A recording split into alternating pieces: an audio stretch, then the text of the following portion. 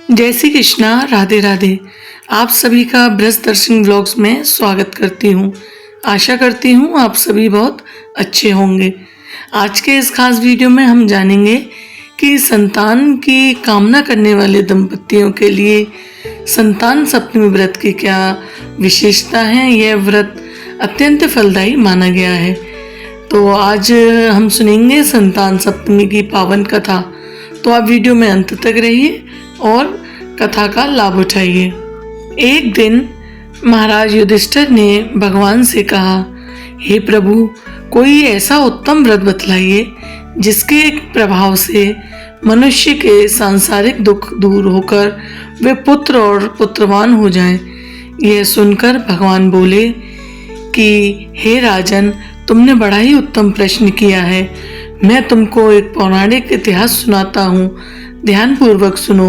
एक समय लोमश ऋषि ब्रजराज की मधुपुरी में वासुदेव देवकी के घर गए थे और वहां ऋषिराज को आया हुआ देख दोनों अत्यंत प्रसन्न हुए तथा उनको उधर उत्तम आसन पर बैठाकर उनका अनेक प्रकार से वंदन और सत्कार किया।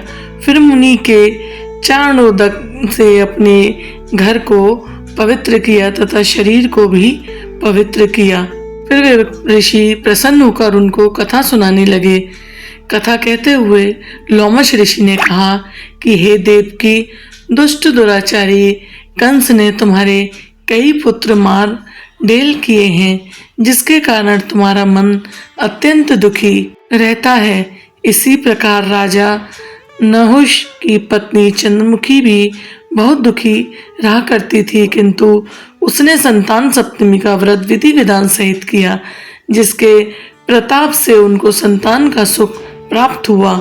यह सुनकर देवकी ने हाथ जोड़कर मुनि से कहा, हे ऋषिराज, कृपया करके रानी चंद्रमुखी का संपूर्ण वृतांत तथा इस कथा का विधि विधान विस्तार पूर्वक बताइए, जिससे मैं भी इस दुख से छुटकारा पाऊं।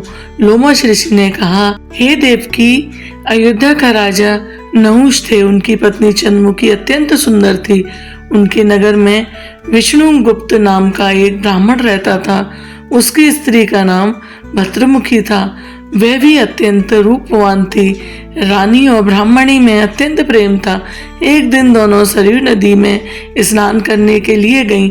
वहां उन्होंने देखा कि बहुत सी स्त्रियां सरयू नदी में स्नान करके निर्मल वस्त्र पहनकर एक साथ मंडप में शंकर भगवान और माता पार्वती की मूर्ति स्थापित कर पूजा कर रही हैं।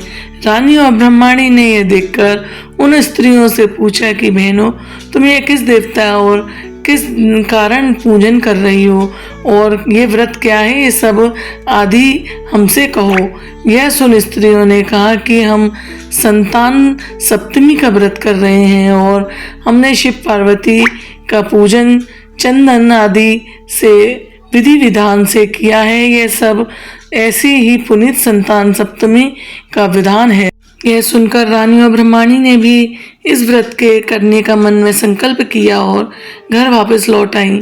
ब्रह्माणी चंद्रमुखी तो इस व्रत को नियम पूर्वक करती रहती, किंतु रानी चंद्रमुखी राजमत के कारण कभी इसको करती, कभी नहीं करती, कभी वो इस व्रत को करना भूल जाती। कुछ समय बाद दोनों मर गईं। दूसरे जन्म में रानी बंदरिया और ब्राह्मणी ने मुर्गी की योनि पाई, परंतु ब्राह्मणी मुर्गी की योनि में भी कुछ नहीं भूली और भगवान शंकर तथा माता पार्वती का ध्यान करती रही। उधर रानी बंदरिया की योनि में सब कुछ भूल गई। थोड़े समय के बाद दोनों में यह देह धरती से त्याग दी। तब उनका तीसरा जन्म मनुष्य योनि में हुआ। उस ब्रह्माणी ने एक ब्राह्मणी के यहाँ कन्या के रूप में जन्म लिया और ब्राह्मण कन्या का नाम भूषण देवी रखा गया तथा उसका विवाह गोकुल के निवासी अग्निशील ब्राह्मण से कर दिया। भूषण देवी इतनी सुंदर थी कि वे आभूषण रहित होते हुए भी अत्यंत सुंदर लगती थी। कामदेव की पत्नी रति भी उसके सम्मुख जाती थी। भूषण देवी के अत्यंत सुंदर सर्वगुण संपन्न चंद्रमा के समान धर्मवीर कनिष्ठ सुशील स्वभाव वाले 8 पुत्र उत्पन्न हुए। यह सब शिवजी के उस व्रत का पुनीत फल था। दूसरी ओर शिव विमुख रानी के गर्भ से कोई पुत्र नहीं हुआ। वह निसंतान दुखी रहने लगी। रानी और ब्राह्मणी में जो प्रीति पहले जन्म में थी वह अब भी बनी रही थी। रानी जब वृद्धावस्था को प्राप्त होने लगी तब उसके गंगा बहरा तथा बुद्धिहीन तथा अल्पायु वाला पुत्र हुआ। वह 9 वर्ष की आयु में इस क्षण भंगुर संसार को छोड़कर चला गया। अब तो रानी पुत्र शोक से अत्यंत दुखी हो व्याकुल रहने लगी। देवयोग से भूषण देवी ब्राह्मणी रानी के यहाँ अपने पुत्र को लेकर पहुंची। रानी का हाल सुनकर उसे बहुत ही दुख हुआ, किंतु इसमें किसी का क्या वश था।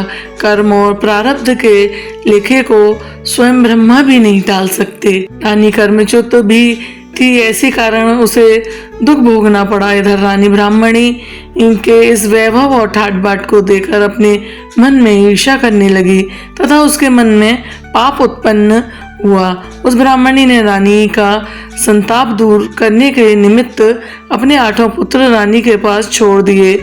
तब रानी ने पाप से वशीभूत होकर उस ब्राह्मणी के पुत्रों की हत्या करने के विचार से लड्डू में विष मिलाकर उनको खिला दिया, परंतु भगवान शंकर और माता पार्वती की कृपा से एक भी बालक की मृत्यु नहीं। यह देखकर तो रानी अत्यंत ही आश्चर्यचकित हो गई और इस रहस्य का पता लगाने की मन में ठान ली। भगवान की पूजा से निवृत्त होकर जब भूषण देवी आई तो रानी ने उससे कहा कि मैंने तेरे पुत्रों को मारने के लिए इनको जहर मिलाकर लड्डू खिला दिया, किंतु इनमें से एक भी पुत्र नहीं मरा। तूने कौन सा दान पुण्य व्रत किया है जिसके कारण तेरे ये पुत्र नहीं मरे और तू नित्य नए सुख भोग रही है?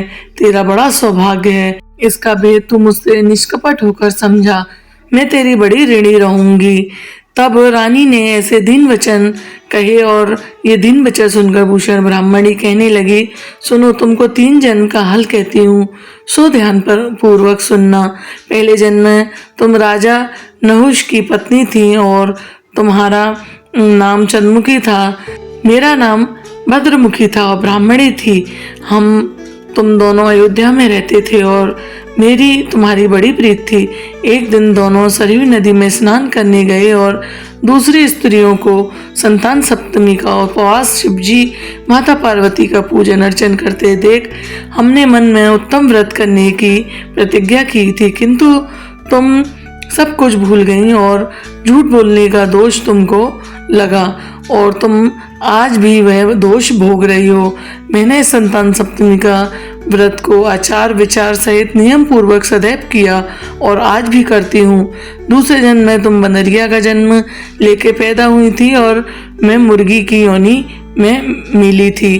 भगवान शंकर की कृपा से इस व्रत के प्रभाव तथा भगवान को जन्म में भी ना भूली और निरंतर उस व्रत को नियम पूर्वक करती रही।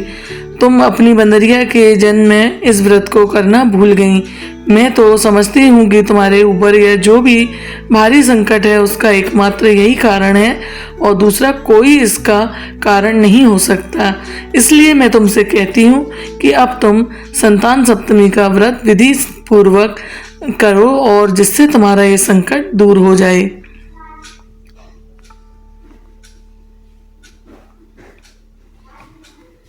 यह सुनकर ऋषि बोले, हे देवकी, यह पुण्य संतान सप्तमी व्रत भादों के महीने में शुक्ल पक्ष की सप्तमी के दिन किया जाता है।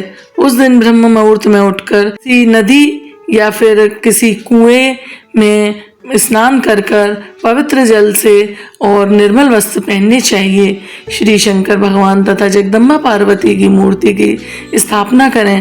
प्रतिमाओं के सम्मुख सोने चांदी के तारों का अथवा रेशम का एक गंडा बनाएं और उस गंडे में 7 गांठें लगानी चाहिए। इस गंडे को धूप दीप अष्टगंध से पूजा करके अपने हाथ में बांधें और भगवान शंकर से अपनी कामना सफल होने की प्रार्थना करें। अंतर 7 पुआ बनाकर भगवान का भोग लगावें और 7 ही पुए और यथाशक्ति सोने चांदी की अंगूठी बनवाकर इन सबको एक तांबे के पात्र में रखकर और उनका षोडशोपचार विधि पूर्वक पूजन करके किसी सदाचारी धर्मिष्ठ या सत्पात्रा ब्राह्मण को दान दें। इसके पश्चात 7 पुओं स्वयं प्रसाद के रूप में ग्रहण करें। इस प्रकार इस संतान सप्तमी का व्रत का पारण भी करना चाहिए।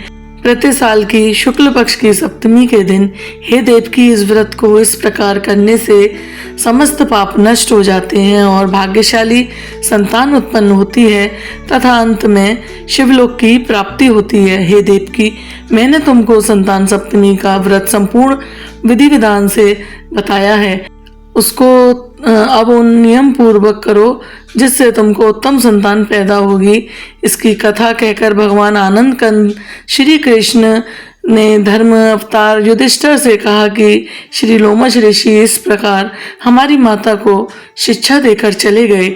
ऋषि के कथानुसार हमारी माता ने नियम पूर्वक यह व्रत किया जिसके प्रभाव से हम उत्पन्न हुए। यह व्रत विशेष रूप से स्त्रियों के लिए कल्याणकारी है परंतु पुरुषों को भी समान रूप से कल्याणदायक है। तो संतान सुख देने वाले, पापों का नाश करने वाला यह उत्तम व्रत है। नियम पूर्वक जो कोई भी इस व्रत को करता है और भगवान शंकर और माता पार्वती जी की सच्चे मन से जो आराधना करता है, निश्चय ही अमर पद प्राप्त कर अंत में शिवलोक को जाता है। बोलो भगवान शंकर की जय, माता पार्वती की जय। तो भक्तजनों, जो भी इस व्रत को श्रद्धा से करता है उसे संतान सुख और समृद्धि का आशीर्वाद प्राप्त होता है। आप भी इस कथा को श्रद्धा भाव से सुने और अपने जीवन में संतोष और सुख पाएं।